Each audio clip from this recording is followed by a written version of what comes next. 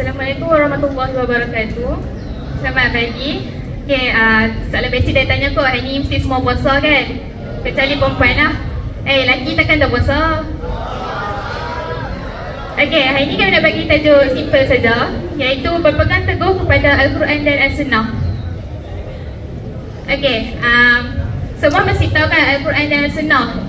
So, dalam Rasulullah SAW pernah bersabda, annahu qala Rasulullah SAW, taraktu fikum amrayni lan tadillu ma tamassaktum bihima.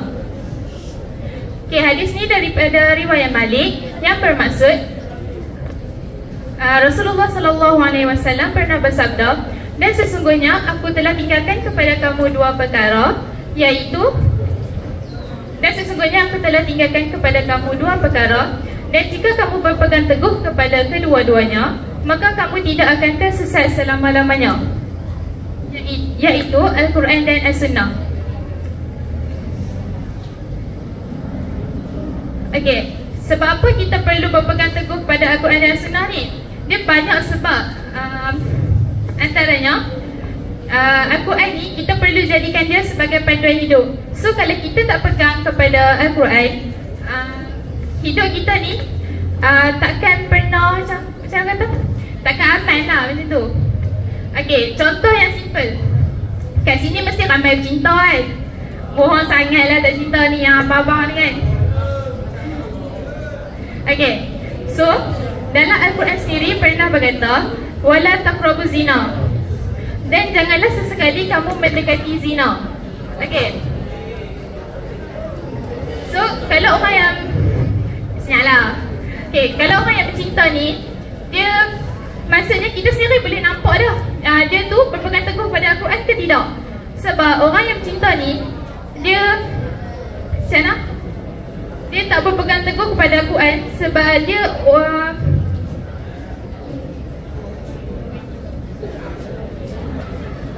okay,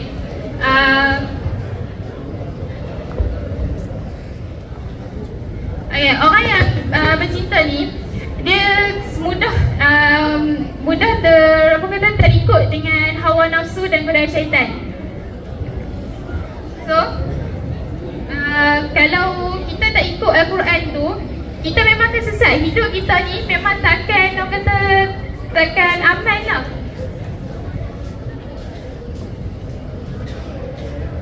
Okay, Allah juga telah berfirman dalam surah Al-Ahzab ayat 36, dan tidaklah patut bagi seorang mukmin lelaki dan seorang mukmin perempuan, apabila Allah dan Rasulnya telah menetapkan sesuatu perkara, mereka mempunyai pilihan yang lain dalam urusan mereka. Okay, kesimpulan daripada firman ni, kita boleh nampak dalam apa saja perkara yang kita buat, kita mesti jadikan Al-Quran sebagai panduan. Dalam Al-Quran ni macam-macam cara semua ada. Okay, macam kat tadi lah. Okay, hampa bercinta kan. So kalau contohlah hampa putus cinta, lah ni ramai kan umat Islam, kalau putus cinta je bunuh diri, So Okay, hampa tak cinta, so hampa tak tahu lah kan hampa kan boleh buat kan.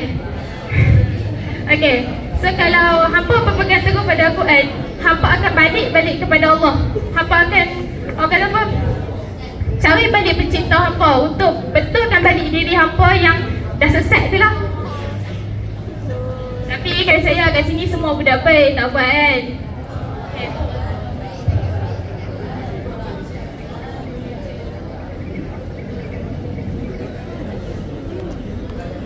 Okay, macam mana kita nak berpegang teguh kepada Al-Quran dan Sunnah? Dia banyak cara, dia depends on setiap orang.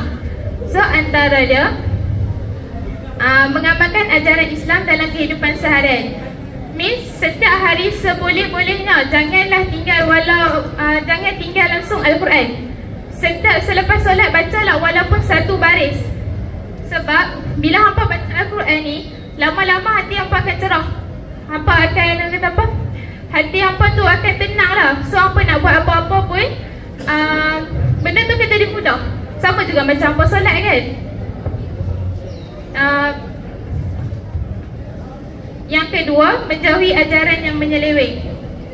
So sekarang ni umat akhir zaman ni, kita tahu macam-macam ajaran sesat syariat yang telah wujud kan, antaranya liberalisme dan sekularisme. So, orang yang tak jadikan Al-Quran ni sebagai panduan dalam hidup hampa, hampa akan mudahlah ikut dengan ajaran-ajaran sesat tu.